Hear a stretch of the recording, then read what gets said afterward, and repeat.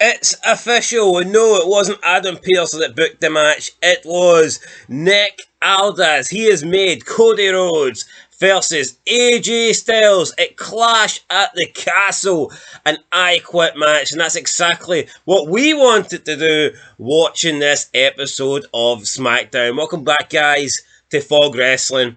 Damn near tapped out, damn near quit watching this. SmackDown has become, in my opinion, the most boring wrestling show in WWE, possibly even in North America.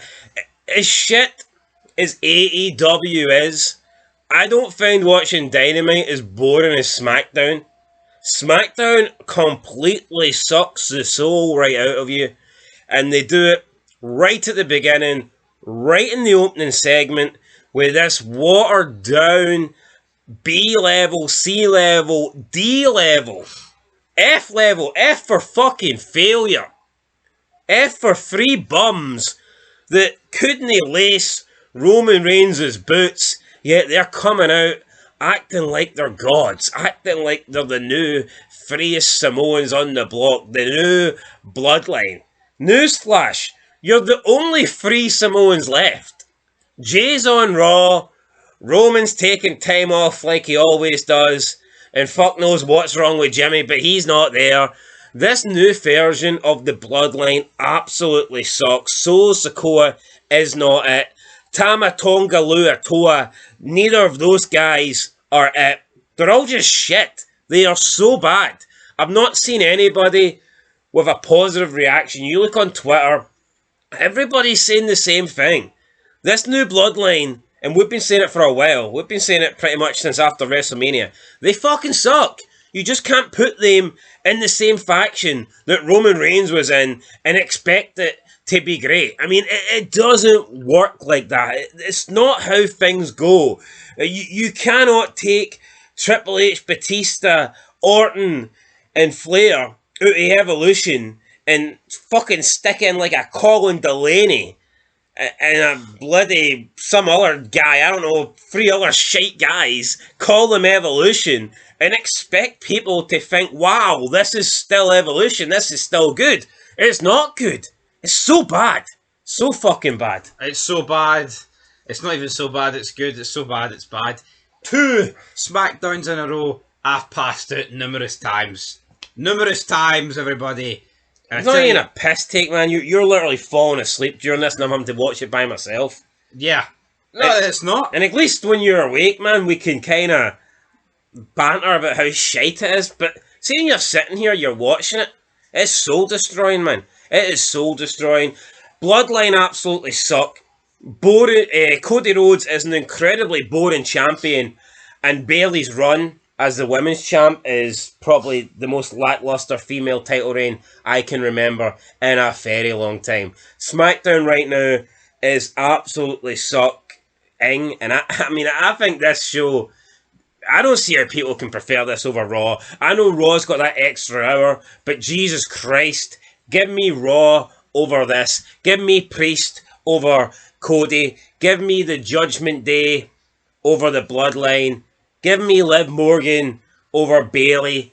Give me the possibility of seeing CM Punk over seeing anything on this blue brand on Friday nights. Yeah, no, it's cringe, right? Cody Rhodes goes from crying about AJ Styles last week to pacing up and down a parking lot, overacting. And that's exactly what it is. It's fucking overacting. Right, so we start the show. Cody's walking backstage, punching himself like he's some sort of tough guy. Like you say, overacting, just doesn't really seem like the Cody Rhodes style, but I guess they want to try and show that he's really pissed off. He fell for it, hook, line and sinker. He's not happy that AJ betrayed his trust last week, so Cody Rhodes is waiting for AJ in the parking lot. We then come out, Bloodline, it's the anointment here. I mean, who cares? I mean, who, honestly? Somebody said in our comments that about the title reign of Cody Rhodes, we have to give him 4 to 6 months before we can actually judge it and, you know, rate it. See, I'm sick of saying remember when, right? But people don't normally get fucking 6 months to judge a title reign. Yeah, 6 months in the era I grew up was a long title reign. Yeah. If you held the belt for 6 months, you had a long ass reign. 6 months works in the world of boxing, right? UFC. Aye, when you're having one fight every fucking 12 months. I don't get it. You know what? This Cody Rhodes reign is only going to get worse. It's not going to get better. So, yeah, I fucking can't stand the guy. Right, anyway, Bloodline, so they come out. They're putting in Tamaloa, I think his name is, or Longatonga. Annoying. I couldn't give a shit what his name is. Honest to God, this guy is a straight up fucking bum. I cannot believe we've got a guy that used to be Hunico. I don't know which one used to be Hunico, and the other one used to be... Was it Black Sin Cara?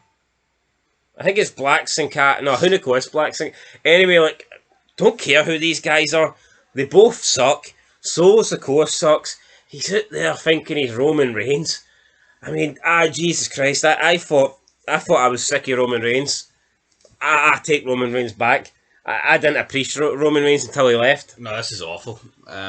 It's 3 fucking jobbers. You've got a mid-carder in Solo, and you've got 2 jobbers for New Japan. That is what it is. Nothing more, nothing less.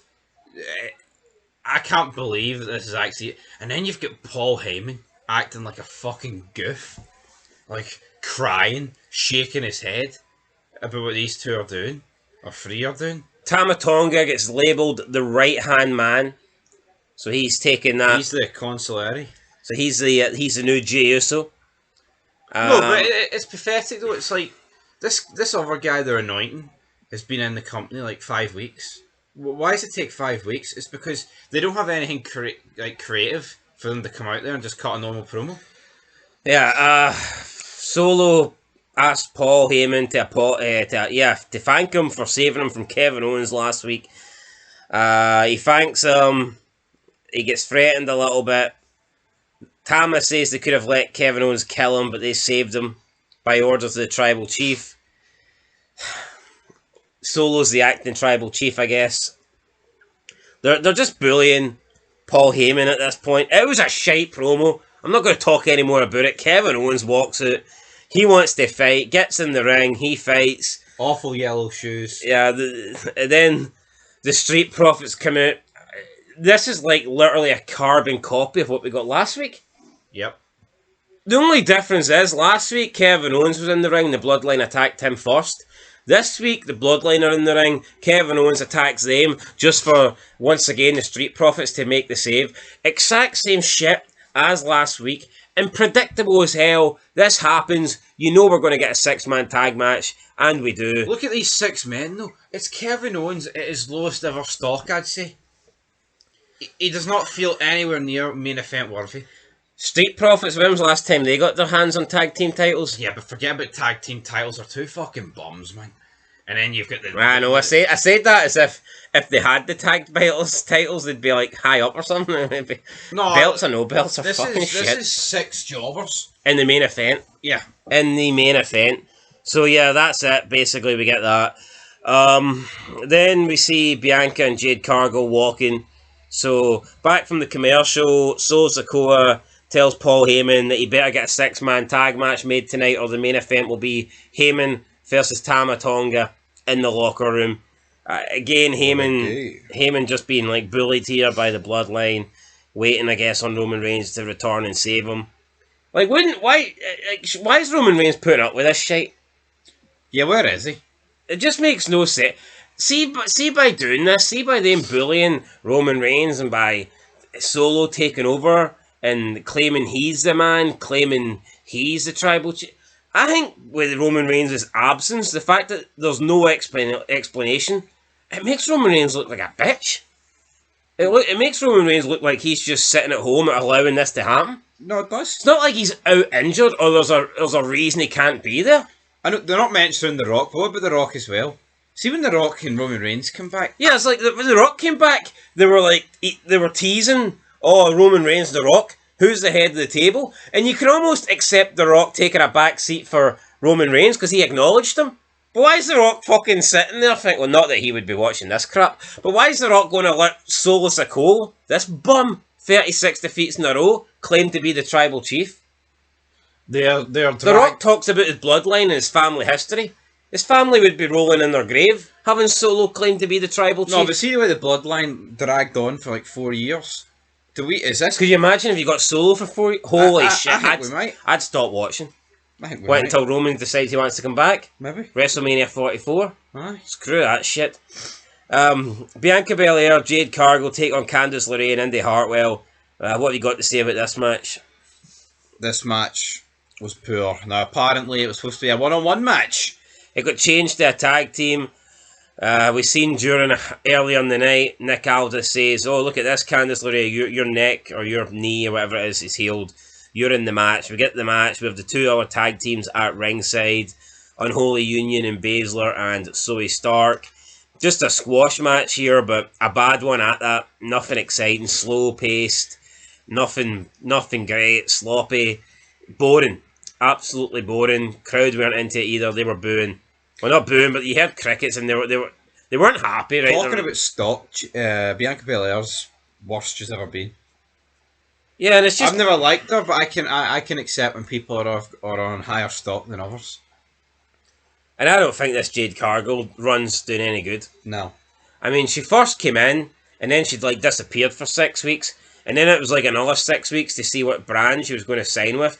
I mean, Jade Cargill has been in WWE now quite a long time, and she has achieved absolutely nothing. All this is though is to block her for going after Bayley, because we don't want to give her it too soon. We'll put her in this wee tag team. It's not because this is like compelling story. Oh, this is brilliant. No, it's just because they want to keep her away from Bayley. That's all it is. Remember the NWO came in and they spent like a year battling like Crash Holly and stuff because they didn't want to go straight for the top guys? I remember that. Aye, I remember that too.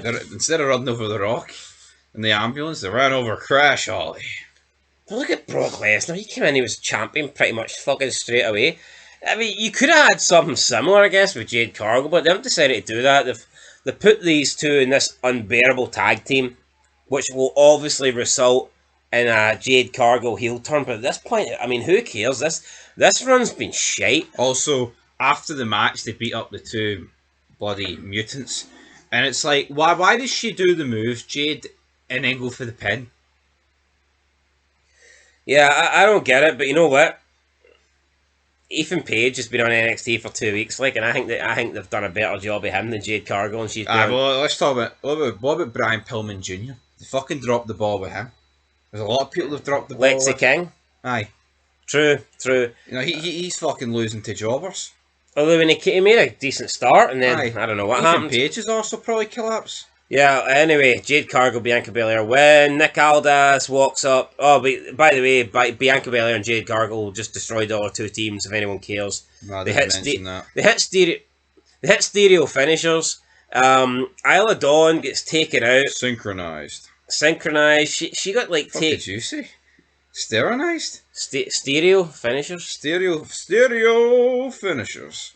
Anyway, I thought the selling was pretty damn poor. Like, it just didn't make a lot of sense. No, it was poor, but what do they expect? Women's wrestling is inferior to the men's, but equality. Right, up next we get Nick Aldis walking up to Cody Rhodes. He's saying, "Look, I can't have two of my top SmackDown guys brawling backstage. It's dangerous. Somebody could get hurt." Seeing that attitude there, like, when did McMahon ever do that? No, but see, McMahon... Look how good it was, man. You know what I mean? You wanted people brawling backstage. It was exciting, the fact that someone could get fucking hurt. Mick Foley in a boiler room could have exploded at any time. It made sense for McMahon, though, when he did it, like, at Armageddon. He was like the insurance policy. He wanted the match to go ahead. You know, it's like, that makes sense from a heel. Nick Aldis is a face. Let these two guys fucking brawl. Oh, I don't want you to brawl backstage. Something might happen. No, wow, a wrestling show. Someone might get hurt on a wrestling show. Oh, the humanity. Could you imagine that? See, instead of this boring fucking drawn out promos or 20-minute matches in the ring with fucking shite wrestling moves, imagine the thought of an actual fight backstage and somebody getting hurt. Oh man, we don't want that, please. Yeah, but don't give us that. Why does Piper Niven get a title shot for beating up Bayley backstage and like at ringside? Why is that not split up? It's fucking... Nah, come on. Yeah, I mean, you look at the two title matches for SmackDown going into Clash at the Castle. None have been earned. Nick Aldis talks about you need to get to the end of the line, you need to earn your title shots. What have those guys done to earn it? Logan Paul just got gifted it at Crown Jewel. What actually happened to people earning title shots? They're just getting dished out now. Not that they matter, because we all know Piper Niven and AJ Styles ain't got a shit chance in hell of winning, but it is what it is. We go from that. Cody Rhodes basically tells Aldis to back off. Somebody's going to get hurt, but it's not going to be me. It's not going to be me. Surprised they didn't find a way to shoehorn Dusty Rhodes into this wee segment backstage. You're a son of a plump. There was some like faces. I think there was Andre the Giant on a truck in the background and Ric Flair. But, I mean, that was that. Then we got DIY making their entrance. Johnny Gargano comes out with a shite little theme. Ciampa's wearing a Smackdown shirt. Yeah, we then go to Apollo Crews. We get a break. Then we come back for the break. We go to Apollo Crews backstage. He's been interviewed. Then Apollo Crews gets attacked by Legado del Fantasma. Referees appear. Nick Aldis arrives on the scene to try and break this up. LA Knight then just randomly appears and demands answers from Nick. He wants to know where Logan Paul is. Why is Logan Paul not showing up? I guess Logan Paul was on the Roman Reigns schedule. I mean, just look at SmackDown. It's a fucking mess. The only good champion they've got never shows up, and the ones that do show up absolutely drain the life out of you because they suck. Knight explains that he's going to play Tetris by shoving his foot up Logan's ass. Logan's not here because he's preparing for a Tetris championship. I mean, Jesus fucking Christ. Could you imagine Rock and Austin 99?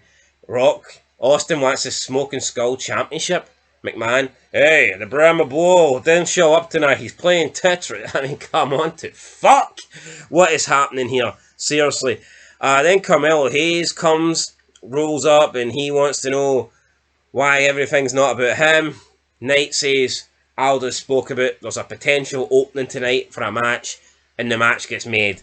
And then we cut to ringside, and Johnny Gargano's music's been playing for this whole time. So Johnny Gargano came out, we went to a commercial break, we then got Apollo Crews getting beat down, we then got LA Knight appearing, then we got Carmelo Hayes appearing, and then we finally go back to ringside. So Johnny Gargano's shit fucking music must have been playing for almost at least 10 minutes here. Yeah. And hearing that song for 30 seconds is enough to make you want to blow your brains out. Never mind 10 minutes. What were the people in the arena thinking? People on Twitter saying the people in the crowd were dead tonight. Do you blame them? The show sucked. I do blame them because they fucking paid money to go. A lot of money, probably. And why would you? Up next week, Grayson Waller versus Johnny Gargano. Grayson Waller wins. Any thoughts here? A couple of dangerous looking manoeuvres. Johnny Gargano did a move to the outside. Almost landed on his head. But safe worker, great worker, Johnny Gargano. The great guy won. There you go. Let's move on. Does it not bother you though that people compare him to Shawn Michaels? Fucking does, yeah. Shawn Michaels? Yeah, but then you've got Shawn Michaels and Triple H to compare themselves to these two. True, they deserve what they get. Like, I mean, these two. Yeah. Yeah. Right. Anyway, Nick Aldis arrives backstage with security. Tells Cody that AJ is arriving. He doesn't want things to get out of hand. AJ does arrive. He's with those two bums, two jobbers, Bullet Club. I mean, do we really need another run with these three? No, this is just when you think AJ couldn't get worse. No, this is pathetic. Though these three turn up, then Cody Rhodes takes like a hissy fit and does it as like baby storm off into the ring to cut a promo. Like, fuck off. Now, what was this? He could have just said it in the parking lot. I mean, why did he really feel the need to go out there? And then he's like, oh, I'm going to make you... We're going to have not a normal match. AJ, you're going to say something you should have said last week. I quit. You should have said something that you did during this show multiple times. Quit. Quit like a little bitch. And that was that. Why not put the career on the line? We got more... He's going to lose. That's why. We got more security. Although, here, that would have actually been a good wee... Would have been a good stipulation. Maybe what about SmackDown career? Since it's the house that AJ Styles built. Why not put the OC's career on the line? Yeah. Too obvious he'd lose, but anyway, we got more security, a lot of security got taken out tonight. AJ says he doesn't care what Cody wants, it's what he wants, and then he gets what he wants, so title match, there you go, blah blah blah. We then come back for the commercial. Bianca Belair and Jade Cargo are being interviewed, and they tell us that they're going to be taking on the 2 tag teams at Clash at the Castle. I mean, who cares? See if Roman Reigns returned, right, at Clash at the Castle, and fucked Cody at the belt, and AJ won. Would that be the end of the world? Would that mean that what happened at Mania 40 was a fucking disaster? No, I'd acknowledge him. Yeah, I'd acknowledge him too. We live in such a shit world that Cody Rhodes is holding this belt to, like, I'll probably be 40 by the time he loses it. I don't fucking know what's going to happen. No, it's pathetic. I just miss watching wrestling when it was good. A, good, and 2, unpredictable. WWE is so fucking slow, and it's like we're watching dragged out and just. It's like watching a TV show that you've watched like twice already. You just know what's going to happen, and it's shit. And you have to get through like 20 filler episodes to get to something half fucking decent. Yeah. I mean, what is happening here? What is happening? Right. So Carmelo Hayes, LA Knight. I fell asleep during this match. LA Knight wins, yeah. And then he says next week he's gonna, if Logan Paul won't come to him, he'll bring SmackDown to Logan Paul. That was that. Tiffany Stratton then appeared backstage looking good, looking hot, probably the fucking highlight of the show, to be honest. She tells Nia Jax that she's her queen, but she's the princess of the ring. Nobody can stop them if they team up together. Toodles. Nia Jax is wondering what the hell just happened there. Then Mia Yim rolls up. Nia says that she needs to take a page out of AJ's book and actually retire. Then Mia Yim throws... Is it Mia Yim or Michin these days? I don't know. It's almost like she's going by Michin on NXT, but Mia Yim on SmackDown. What a mess. Throws her drink in Nia Jax's face. Then Nia Jax slams her into the table and then falls on her big fat ass. Then she gets up and throws the table over again. Then she starts slipping again on the ice, and again security appear. And Yim then tells her to keep Styles' name out of her mouth. So are we going to get a Mia Yim heel turn here, since she seems to be defending AJ Styles? I don't know. Nia Jax could barely stay standing. Prefab Mia Yim, just leave the men's factions. Fucking get out. Yeah, right then Bayley comes out wearing a really horrible looking suit. She comes out, she tries to talk about Clash at the Castle, and about 10 seconds into her promo, she gets interrupted by Piper Niven. This is the worst title reign, I would in recent memory. Yeah, no, I mean, name me a worse one, like. No, I can't. Does not even get time to cut promos. Gets interrupted in the same way every week. And then Piper Niven, this fat bastard. Let's talk about her. No, I paved the way for you. I paved the way for you, Bayley. I'm fat as fuck, Bayley. You want an Empire biscuit, Bayley? No, I hate this bastard. Because you know why? It makes no fucking sense. She's like, I paved the way. To McDonald's? No, but she's like, Bayley, while you were main eventing Manias and doing this and the Four Horsewomen and doing things in WWE, I was in shitey Glasgow wrestling in bingo hall. But she makes it out as if her being in the indies, her being small time, was somehow better than what Bayley was doing. Why is she criticising Bayley? Because Bayley actually made it to the WWE a lot quicker than she did. You didn't pave the way for shit. You weren't fucking good enough to get hired. I mean, that's the truth here. You big fat bastard. No, I just think it's like, I was a trailblazer. I blazed McDonald's and ate all the Big Macs. She's been putting Scottish wrestling on the map since 2008. I'm sorry, it's no. See, when you think of Scottish wrestling, you do not think of Piper Niven. No, you don't. Of course you don't. And who's she kidding, right? We all know that Drew McIntyre, right, is hands down, in terms of globally, right, internationally, he's the biggest name in wrestling, right, when you look at it worldwide. But even if you want to talk about domestically, Piper Niven's got fuck all on Grado. Grado's the one that's known in the UK. Joe Hendry. Joe Hendry's becoming a big star as well. But Grado's the guy that was fucking genuinely over. When you go to like IWC or ICW or whatever, He's the one that's getting the massive crowd pops. He's the one that was the big star. He's the one that when all these people were small-time fucks, he's the one that got hired at TNA. He's the one that's appearing in all these crappy British soap dramas like River City and all that stuff. Grado's the one that's getting comedy gigs. Grado's the one that's actually got a half-relevant podcast. Grado's the one that's actually created a career for himself and put Scottish wrestling on the map. Piper Niven didn't put shit on nothing. Just some fat diversity hire, man. That's all it is. No, that's what it is. And I do not get this. Right? It was a crap promo, right? You know what? Maybe she was better on the mic than Bayley, but that's not saying much. Oh, you were better than Bayley. You were better than the worst thing going. I mean, whoa. No, but this would be like Joe Hendry appearing and trying to say to Roman Reigns that, here, I've been a trailblazer over in Scotland and you've done nothing, mate. No, it doesn't make any sense. No, I mean, Roman Reigns headlining 4 Manias in a row. Joe Hendry, like, in the Barrowlands in front of 50 people. But somehow that's better. Somehow, I mean, you weren't paving the way. You weren't good enough to be hired, right? You spent years on the indie scene. Yeah. Good for you. Congrats. Right, Bayley sucks, so doesn't even get a response in. No, she doesn't. Piper Niven says to Bayley, if you knew how dangerous I was, you wouldn't be sitting this close to me, because I'll break the brakes off you.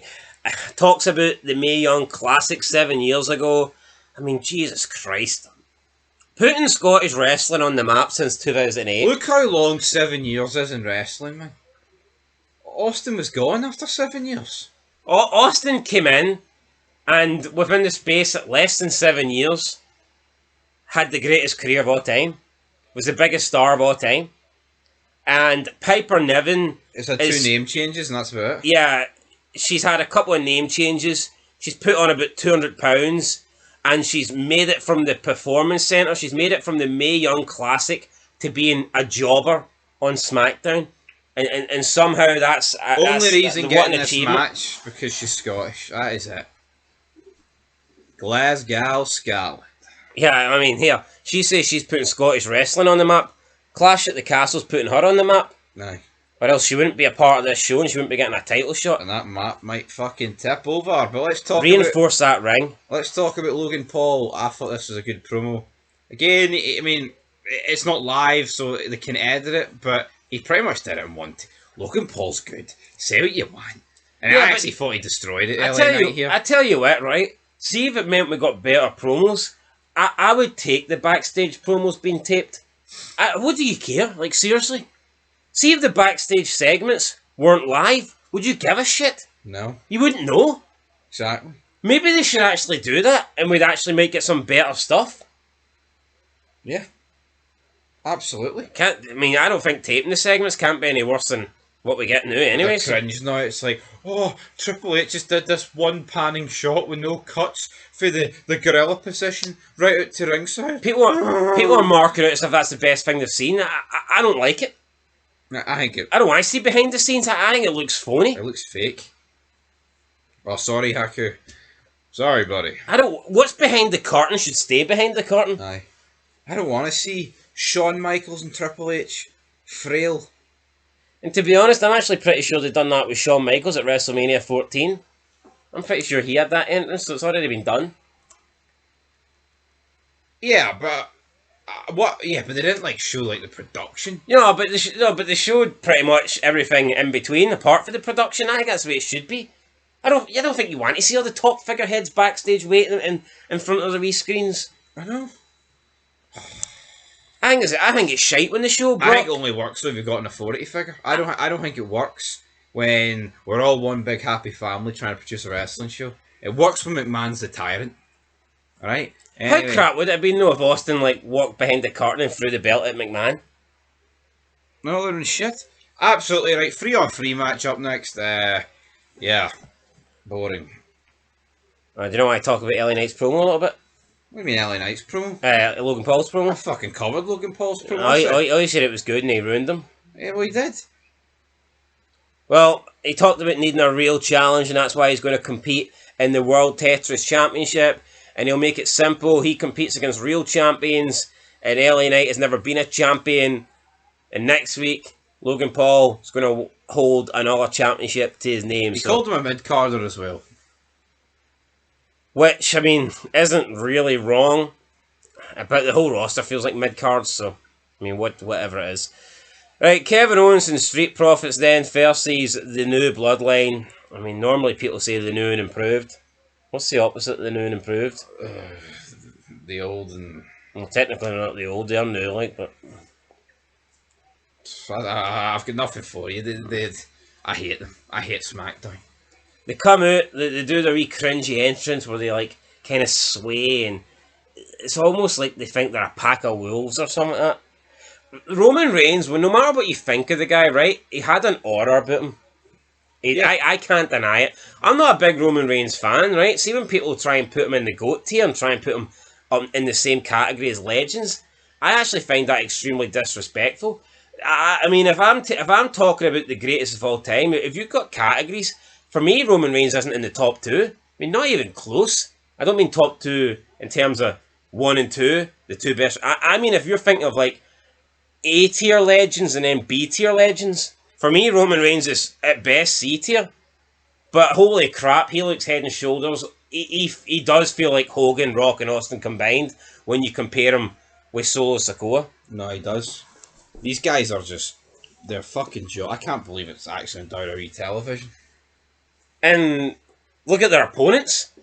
Kevin Owens and the Street Profits. And this is... They hype this as a massive main event. It just... No, man, it sucked. 3 months ago, you're getting Rock concerts. Brilliant. The real McCoy. Oh, look at this. Now we're getting this.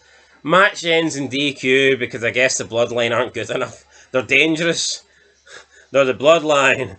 But they're not good enough to get a fucking win over these 3 guys. Kevin Owens and 2 bums for the Pride. If you can't pin Angelo Dawkins... Who can you pin? Yeah. I mean, who can you pin? He's a pinning machine. No, and then they do a move through the announce table and Paul Heyman acts like it's it's D-Day. he's got his head in his hands as if like something absolutely horrid has just happened. Why is Heyman freaking out so much? Why does this move on Kevin Owens through the... What? I mean, Heyman's freaking out as if they've fucking killed him and they're going up to court tomorrow on a murder charge. Like, he's making it as if they've just went to the island of relevancy and they've took every piece of fucking gold and they bet it on black and reds came in. Heyman's making it as if this is an absolute God-given disaster and there's no coming back for it. Heyman, they powerbombed Kevin Owens through a table. He'll be up on his feet in 2 minutes, don't worry. He doesn't sell shit anyway. I mean, every beatdown's getting worse. No, remember when these guys first debuted, they were battering him in the car and there was blood. There was fucking blood. And now, like, a move through the announce table, it's a transitional move.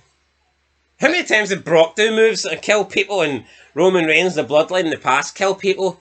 But for some reason, this little powerbomb, and people, but it's because Solo done it and not Roman Reigns.